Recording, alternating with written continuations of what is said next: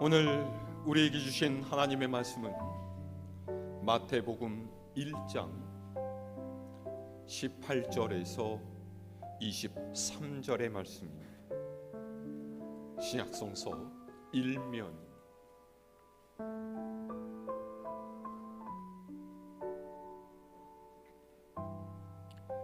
봉독하겠습니다. 예수 그리스도의 나심은 이러하니라. 그의 어머니 마리아가 요셉과 약혼하고 동거하기 전에 성령으로 잉태된 것이 나타났더니 그의 남편 요셉은 의로운 사람이라 그를 드러내지 아니하고 가만히 끊고자 하여 이 일을 생각할 때 주의 사자가 현몽하여 이르되 다윗의 자손 요셉아 네 아내 마리아 데려오기를 무서워하지 말라. 그에게 잉태된 자는 성령으로 된 것이라. 아들을 낳으리니 이름을 예수라 하라.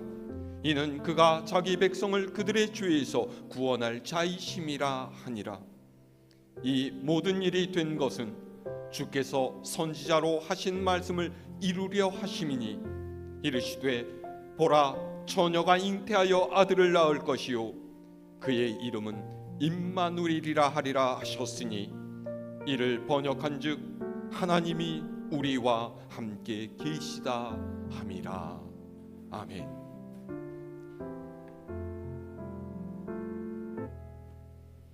할렐루야. 우리 주님의 탄생을 축하하는 성탄 축하 예배에 오신 여러분을 환영하고 축복합니다. 우리 좌우의 교우들 함께 성탄 인사 나눠 보실까요? 메리 크리스마스. 주님의 탄생을 축하합니다.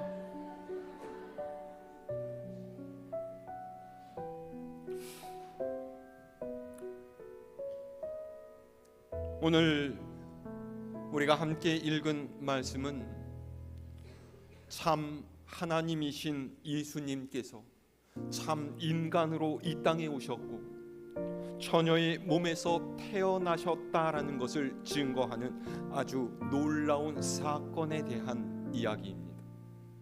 성경에는 하나님의 기적 사건이 수도 없이 기록이 되어 있죠. 구약 성경에는 하나님께서 모세의 지팡이를 통해서 홍해를 반으로 가르셔서 이스라엘이 그 바닥으로 지나가게 하신 이야기, 크고 견고한 여리고성을 나팔 소리와 함성만으로 무너지게 하신 이야기 등이 있고요. 신약 성경은 예수님께서 무리를 걸으셨다든지 떡 5개와 물고기 2마리로 5,000명이 넘는 사람을 먹이셨다라는 이야기 등이 있지만은 그래도 그 중에서 가장 믿어지지 않는 이야기 중 하나가 바로 예수님께서 처녀의 몸에서 탄생하셨다는 이야기일 것입니다. 자, 우리 오늘 말씀 18절에서 19절의 말씀 함께 읽어볼까요? 18절에서 19절 말씀 시작. 예수 그리스도의 나심은 이러하니라. 그의 어머니 마리아가 요셉과 약혼하고 동거하기 전에 성령으로 잉태된 것이 나타났더니 그의 남편 요셉은 의로운 사람이라 그를 드러내지 아니하고 가만히 끊고자 하여. 아멘.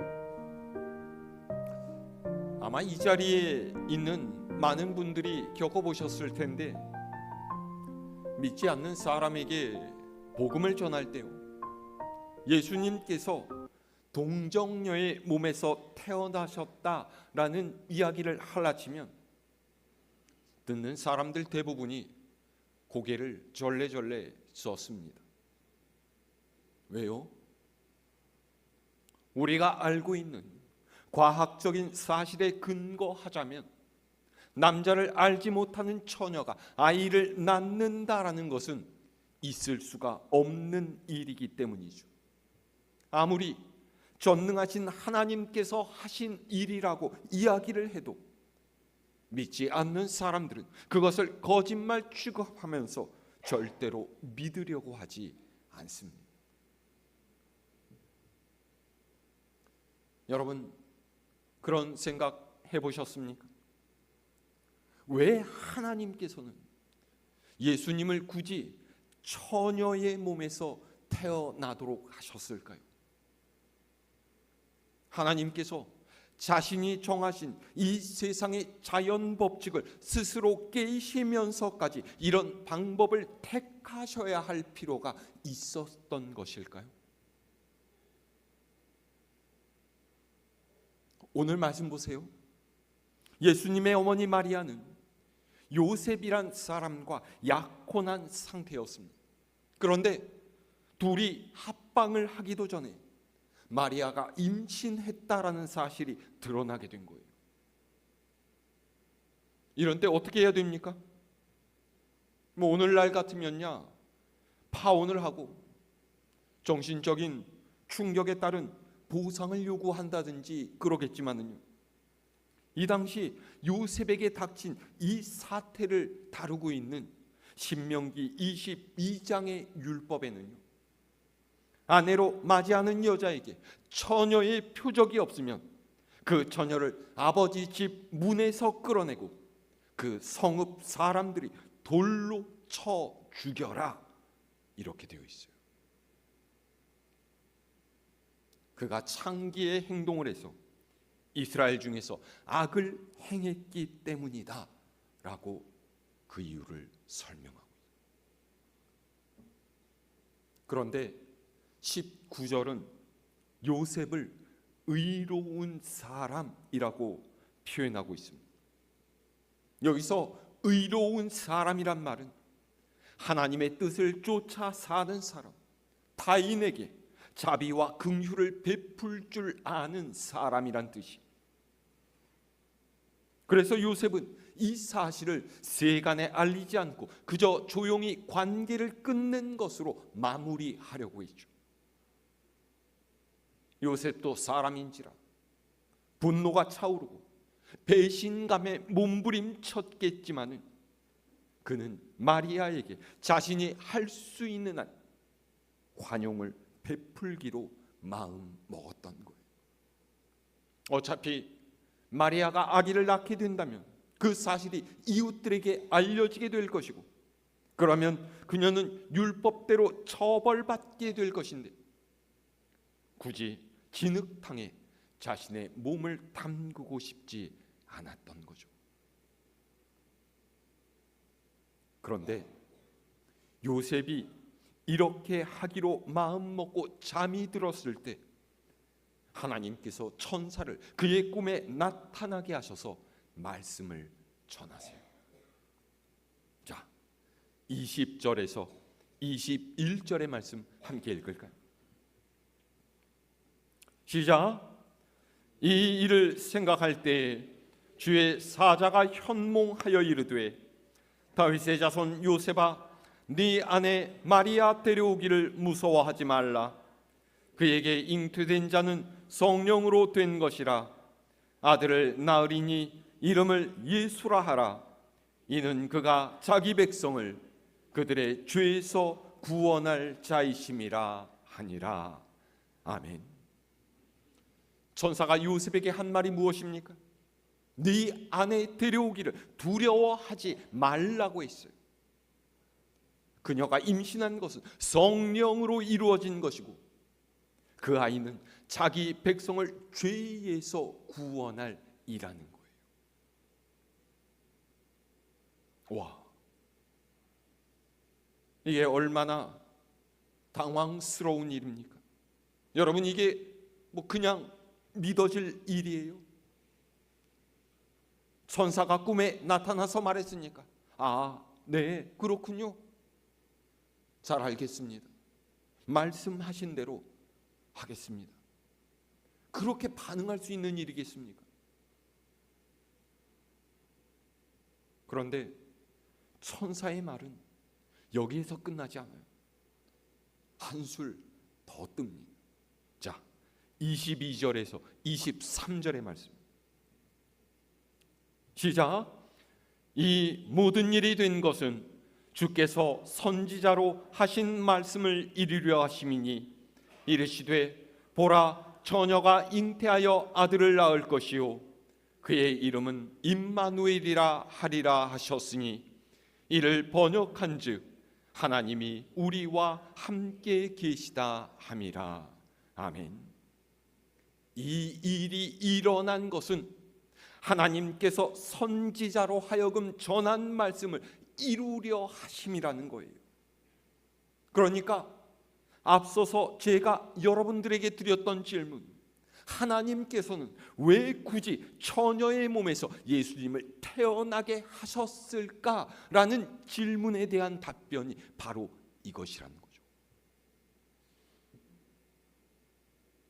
자, 그러면 도대체 이 선지자의 전한 말씀이 무엇이었는지 우리가 좀 알아볼 필요가 있지 않겠습니까? 이 선지자는 이사야 선지자고요. 이 말씀이 이사야서 7장에 기록이 되어 있죠.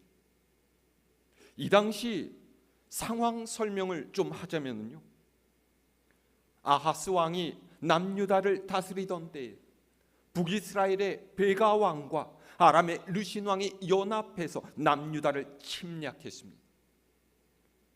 파죽 치세로 쳐들어오는 연합군 앞에서 아하스 왕과 남유다 백성은 겁을 먹고서 마음이 잔뜩 쪼그라들었죠. 아하스 왕이 신실하게 하나님을 섬기는 왕이었다라면 무엇보다도 하나님 앞에 나아가서 엎드려 도움을 구했을 것이지만은 안타깝게도 이 아하스 왕은 그런 인물이 아니었어요. 그는 하나님께 간절하게 기도하며 도움을 구한 것이 아니라 그 당시 대제국이던 아수르를 의지하고 아수르 왕에게 도움을 요청하려고 했습니다. 하나님께서 보시기에 얼마나 기가 막힌 일입니까? 아하스 왕과 유다 백성은 예루살렘 성전에서 때마다 하나님께 제사를 드리면서 우리가 하나님을 섬긴다라고 말은 했지만 실제 그들의 삶은 자신들이 말하는 믿음과는 완전히 달랐던 거예요. 하지만 하나님께서는 이런 뻔뻔한 백성도 버리지 않으시고 그들에게 구원을 약속하셨어요. 너희는 두려워하지 말아라. 그들이 너희를 쓰러뜨리지 못할 것이다. 저들이 계획하는 일이 이루어지지 않을 것이다. 그러셨죠. 그러면서 하나님께서는 아하스 왕에게 이 일이 말씀대로 이루어질 것을 증명하는 징조를 구하라고 하셨어요. 자, 우리 성경 말씀 찾아서 읽어볼까요? 이사야서 7장 10절에서 12절의 말씀. 10절에서 12절까지 우리 함께 읽습니다. 시작. 여호와께서 또 아하스에게 말씀하여 이르시되 너는 네 하나님 여호와께 한 징조를 구하되 깊은 데에서든지 높은 데에서든지 구하라 하시니 아하스가 이르되 나는 구하지 아니하겠나이다. 나는 여호와를 시험하지 아니하겠나이다 한지라. 아멘. 징조를 구하라는 하나님의 말씀에 아하스가 뭐라고 대답합니까? 나는 구하지 않겠습니다. 하나님을 시험하지 않겠습니다 라고 했어요. 듣기에는 아하스가 매우 신실하고 겸손해서 하나님께서 하시겠다라고 한 것인데 무슨 증거가 필요하겠습니까? 이렇게 말하고 있는 것 같지만은요, 사실 그가 이렇게 말하는 까닭은 하나님보다 아수르를 더 믿기 믿고 있었기 때문이었어요.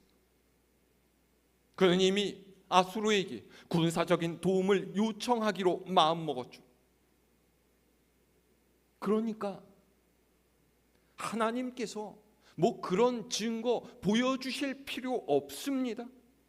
어쨌든 저는 아수르에게 도와달라고 할 거거든요. 아수르가 우리를 도와주기만 하면 하나님께서는 힘쓰실 필요조차 없습니다. 이런 말이에요. 여러분, 이 아하스의 어리석음과 완악함을 보세요. 그는 세상의 모든 권력을 세우시는 분이 하나님이신 줄을 모르고 세상의 힘을 하나님보다 더 떠받들고 있습니다. 세상의 힘만 있으면 하나님은 내 인생에 별 필요가 없노라고 이야기하고 있는 거예요. 얼마나 교만하고 미련한 태도입니다. 사람의 중심을 꿰뚫어 보시는 하나님께서 아하스의 이런 속셈을 모르시겠어요? 자, 우리 그 아래 13절에서 14절 말씀도 읽어볼까요? 시작. 이사야가 이르되 다윗의 집이여 원하건대 들을지어다. 너희가 사람을 괴롭히고서 그것을 작은 일로 여겨 또 나의 하나님을 괴롭히려 하느냐? 그러므로 주께서 친히 징조를 너희에게 주실 것이라. 보라, 처녀가 잉태하여 아들을 낳을 것이요 그의 이름을 임마누엘이라 하리라. 아멘. 이사야 선지자가 아하스의 말을 듣고서 뭐라고 합니까? 너희가 악한 말과 행실로 하나님의 백성과 이 나라를 요 모양 요 꼴로 만들어 놓고서 그것도 모자라서 이제는 하나님까지도 멸시하느냐라고 해요. 그것이 하나님을 오히려 괴롭게 하는 일이라는 거죠. 그런데 그럼에도 불구하고 하나님께서는 이 배역한 민족에게 징조를 주시겠다고 해요. 그것이 오늘 우리가 읽은 마태복음에도 기록된 처녀가 잉태하여 아들을 낳을 것이니 그 이름을 임마누엘이라 하리라 하는 말씀입니다. 여러분, 임마누엘이 무슨 뜻입니까? 하나님께서 우리와 함께 계시겠다라고 하신 약속이에요. 그러니까 하나님을 배신하고 세상을 의지하는 남유다라고 할지라도 하나님께서는 버리지 않으신다라는 뜻이죠. 보십시오. 이 당시에 수많은 군대를 동원해서 진격해오는 북이스라엘과 아람 연합군에 맞서서 남유다가 그 공격을 막아내는 것은 누가 봐도 불가능한 일처럼 여겨졌어요. 그래서 하나님께서는 그 불가능한 일을 내가 이루겠다라고 하시는 거예요. 마치 처녀가 아들을 잉태하는 것이 불가능한 것처럼 느껴지는 그 일을 내가 너희를 위해 이루겠다. 내가 너희를 구해주겠다. 내가 너희를 버리지 않겠다. 내가 너희와 함께 있겠다 말씀하시죠.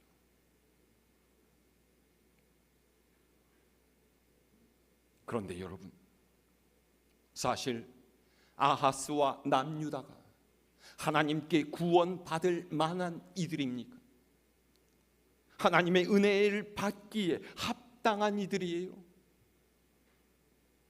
전혀 그렇지 않습니다. 그들은 하나님을 배신하고 우상을 섬기면서 세상의 힘을 따라간 사람들이에요. 그런데도 하나님께서는 그들을 사랑하십니다. 그들을 그냥 내버려 두지 않으시고 하나님의 팔로 막아주시고 그들을 건져주시겠다라고 약속하셔요. 그래서 임마누엘은 배역한 백성, 염치 없고 뻔뻔스러운 백성을 향한 하나님의 무한하신 사랑을 의미합니다. 은혜를 받기에는 턱없이 부족하고 오히려 징계를 받아도 시원치 않을 이들을 하나님께서는 품에 안으시고 보살펴 주시는 거예요.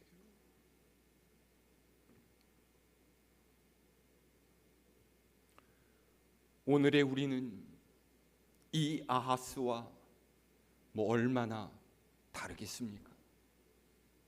우리 또한 말로는 하나님을 믿고 섬긴다라고 하면서도 눈에 보이는 세상의 힘과 물질에 더 기대 살고 있지 않습니까? 하지만 하나님께서는 그런 우리를 질책하며 벌하지 않으세요. 왜 너희의 믿음이 그것밖에 되지 않느냐?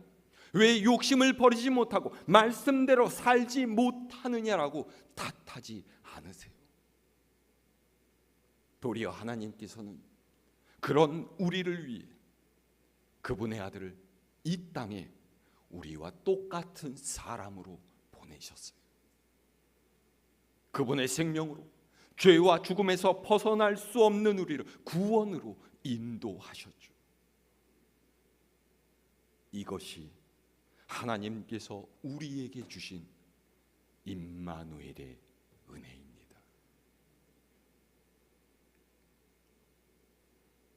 그래서 예수님께서 태어나신 오늘은 참으로 기쁜 날입니다. 하나님께서 우리를 아직도 사랑하신다라는 뜻이고 하나님께서 우리를 잊지 않으셨다라는 뜻이기 때문이에요. 단지 믿는 사람만이 아니라 온 세상의 사람들이 하나님의 이 사랑과 은혜에 감격하면서 주님의 탄생을 축하해야 하는 날이 바로 오늘입니다. 자격 없는 우리를 사랑하시고 구원해 주시겠다라고 약속하신 하나님의 마음이 바로 이 임마누엘, 내가 너희와 함께 하겠다라는 사랑의 증거에 녹아있기 때문이죠. 우리를 향한 하나님의 은총에 감사하며 온 마음을 다해 임마누엘 주님께 찬양과 경배를 드릴 수 있기를 바랍니다. 우리의 연약함을 아시고 우리의 어리석음과 부족함까지도 감싸시는 하나님을 찬송하면서 우리 주님의 나심을 기뻐하는 갈보리 교회 모든 교우님들에게 성탄의 귀한 은혜와 축복이 함께 하시기를 우리 주님의 이름으로 축원합니다.